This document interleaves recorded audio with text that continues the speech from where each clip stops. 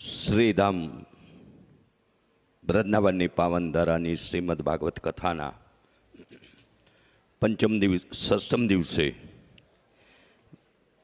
પૂર્ણ પુરુષોત્તમ ભગવાન શ્રી કૃષ્ણની શબ્દમૂર્તિ સમો ગ્રંથ ભાગવત ભગવાનનું પૂજન પરમ ભગવદીયા ભાવનાબેન રંગાણી, પરમ ભગવદીયા ધ્રુવીબેન રંગાણી સંપન્ન કરે તેવી વિનંતી છે.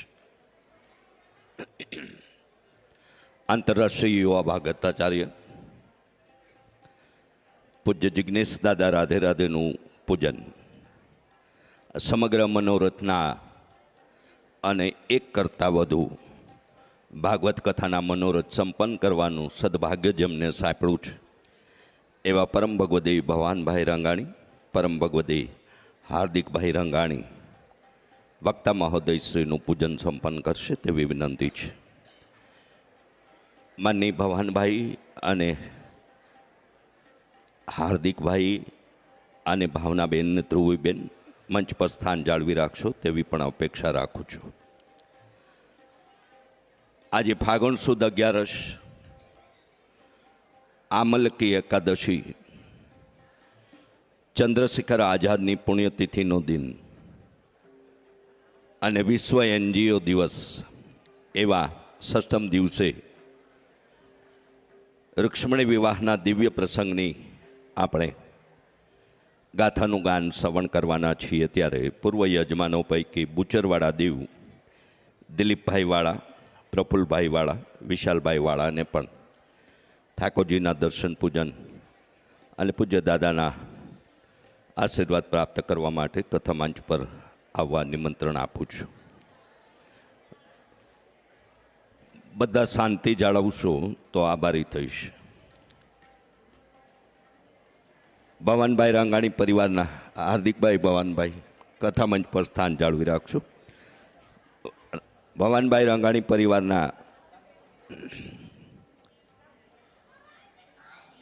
પરિવારજનોને નિમંત્રણ આપવું એ પહેલું ભવાનભાઈ, ભાવનાબેન, હાર્દિકભાઈ, ધ્રુવીબેન મંચ પર સ્થાન જાળવશું. કેટલીક સત્કાર વિધિ આપણે હાથ ધરી રહ્યા છીએ.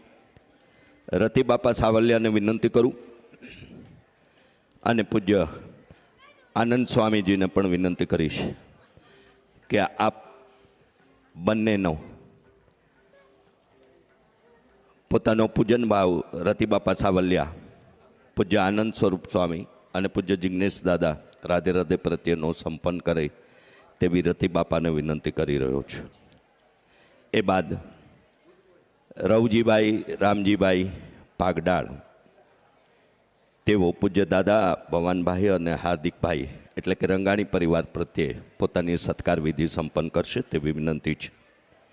કેશુભાઈ, પરબતભાઈ કોટડિયાને પણ વિનંતી કરું કે તેઓ પણ વક્તા પૂજ્ય જિજ્ઞેશ દાદા, ભવાનભાઈ અને હાર્દિકભાઈની આદર સત્કારની વંદના વ્યક્ત કરશે. અન્ય મહેમાનો થોડી વાર માટે રાહ જોઈ સહકાર આપશે. રણછોડભાઈ, દુદાભાઈ કુંભાણી એમને પણ વિનંતી કરીશ કે ભવાનભાઈ, હાર્દિકભાઈ અને પૂજ્ય દાદા પ્રત્યેની એમની સત્કાર વિધિ તેઓ સંપન્ન કરશે. આજે ખૂબ પવિત્ર પાવન દિવસ છે. 11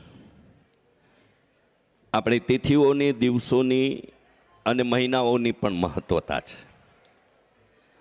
કારણ કે આપણા દિવસો સોમવાર તો કે શિવનો વાર, મંગળવાર તો માતાજીનો વાર, શુક્રવાર તો સંતોષીમાનો વાર, શનિવાર તો અંજની પુત્ર પવનસુતનામાં હનુમાનજીનો વાર. આવી આપણા બધાની એની સાથે કંઈક અનુસંધાન કરેલી એ દિવસોની ઓળખ છે. એની પાછળ આપણો આધ્યાત્મિક ધાર્મિક ભાવ પણ જોડાયેલો છે અને એ આપણા સૌ માટે ગૌરવની વાત છે કે આપણો દરેક દિવસ, હમણાં જ મેં કહ્યું એમ, વિશ્વ એનજીઓ દિવસ, ચંદ્રશેખર આઝાદની પુણ્યતિથિ અને આમલકી એકાદશી. એટલે આજે જેટલું હરિનામ કરીએ, જેટલું સંકીર્તન કરીએ, આજે જેટલું સત્કર્મ કરીએ, આજે જેટલું પુણ્યનું કાર્ય કરીએ એનું અધિક ફળ. કારણ કે આવો પવિત્ર દિવસ છે. અને ફરી આપને એ જ સંદર્ભમાં યાદી આપી દઉં કે એક તો રૂક્ષ્મણી વિવાહનો દિવ્ય પ્રસંગ, દિવ્ય અવસર માનવ જીવનના 16 સંસ્કારો પૈકીનો એક અતિ મહત્ત્વનો સંસ્કાર એટલે વિવાહ. અને એવા વૃંદાવનની ધરામાં રૂક્ષ્મણી અને ઠાકોરજીના વિવાહના રંગાણી પરિવારના ભાગવત કથાના આ આયોજન અંતર્ગત આપણે બધા સાક્ષી બનવાના છીએ. એ આપણું અતિ સૌભાગ્ય અને આપણા પૂર્વના પુણ્યની કમાઈનું એ પરિણામ છે એમ કહું તો એમાં ખોટું કહેતો નથી. અને જ્યારે આવી પરિણય જીવનની પ્રારંભની સ્થિતિ હોય ત્યારે શું હોય તો કે એક હિન્દી ગીતનું આમ તો રચના કે પંક્તિઓ છે, પણ તેરા સાથ હે તો મુझे क्या कमी है, अंधेरे में भी रोशनी रोशनी है. આ કૃષ્ણને લગતી વાત છે, આપણી લૌકિક નહીં, આ અલૌકિક વાત છે. અને જ્યારે એવું થાય, પ્રેમ થાય, પ્રીત થાય, ત્યારે શું થાય તો કે મુझे लगी श्याम संग प्रीत ये दुनिया क्या जाने. સહજીવનની એક સામાન્ય વ્યાખ્યા આપણે કરીએ તો પરિણય જીવનના પગરણથી અરસપરસની સપ્તપદી શાસ્ત્રની સંસ્કૃતિ કે વેદ સાથે તો ઘણી બધી વાતો કે સંદેશ એમના મારફત આપણને મળતો જ હોય છે. પણ મારી મૌલિક રીતે કહું તો સામાન્ય રીતે સહજીવનમાં જો સમજણ આવી જાય, સહકાર આવી જાય, સહનશીલતા આવી જાય અને સમર્પણનો ભાવ આવી જાય તો સહજીવન સોનેરી બની જાય એવું મારું માનવું છે. અને એવા ઠાકોરજી અને રૂક્ષ્મણી વિવાહના આ દિવ્ય પ્રસંગે આમલકી એકાદશીના આજના પવિત્ર પાવન દિવસે Tathastu Vidyapeeth Radhe Radhe education and charitable trust Radhe Radhe પરિવારના વિવિધ સેવા મનોરથોની સેવાઓ અંગેની માહિતી અગાઉ આપને હું આપી ચૂક્યો છું.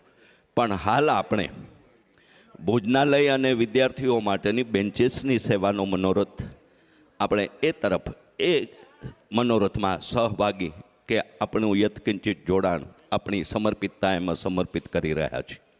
એવી 20,000 રૂપિયાની એક બેન્ચ આવી આપણે એ વિદ્યાર્થીઓ માટે બેન્ચની વ્યવસ્થા ભોજનાલય અને એ અભ્યાસકી સ્થળે કરવા જઈ રહ્યા છીએ. આપ સૌને આમલકી એકાદશીના આજના પવિત્ર પાવન દિવસે આપણા મુખ્ય પ્રવેશ દ્વારના પ્રવેશ પાસે જ્યાં કથા કીર્તન અને અન્ય ધાર્મિક ચીજવસ્તુ મળી રહી છે ત્યાં 20,000ની એક અથવા તમને અનુકૂળ લાગે એટલી બેન્ચોસની આજના 11રસના દિવસે આપણી મનોરથ સેવા જોડી અને આપણે પુણ્યનું સત્કર્મનું સેવાનું ભાથું બાંધીએ એવી આપ સૌને યાદી સાથે વિનંતી કરી રહ્યો છું.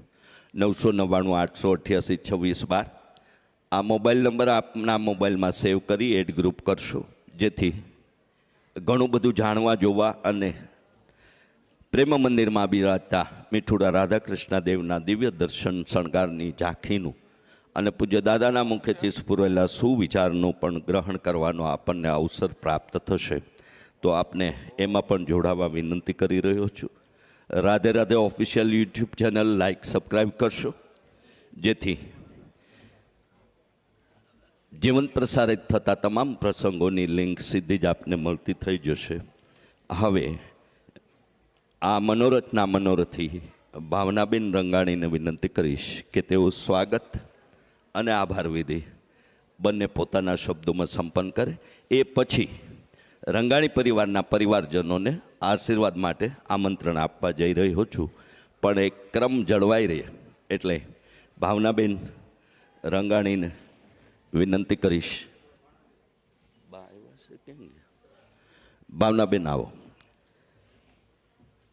પૂજ્ય દાદાના મુખેથી જ આપણે કે 2 કથાઓ ભાવનાબેનની, એક ભવનભાઈની, બરાબર ને, ભૂલ નથી કરતો ને, અને અન્ય આયોજનોમાં પણ પોતાનો મનોરથ એમના કોઈને કોઈ રીતે જોડાયેલો હોય અને ભાવિ આયોજન ઇટાલીમાં હાર્દિકભાઈના યજમાન પદે કે મનોરથ પદે ફરી ભાગવત ભગવાન પધારવાના છે. એવી ભાગવતજી પ્રત્યેની અનન્ય શ્રદ્ધા અને ભક્તિનો ભાવ જેની ભાવનામાં સમાયેલો છે એવા શ્રીમતી ભાવનાબેન રંગાણી.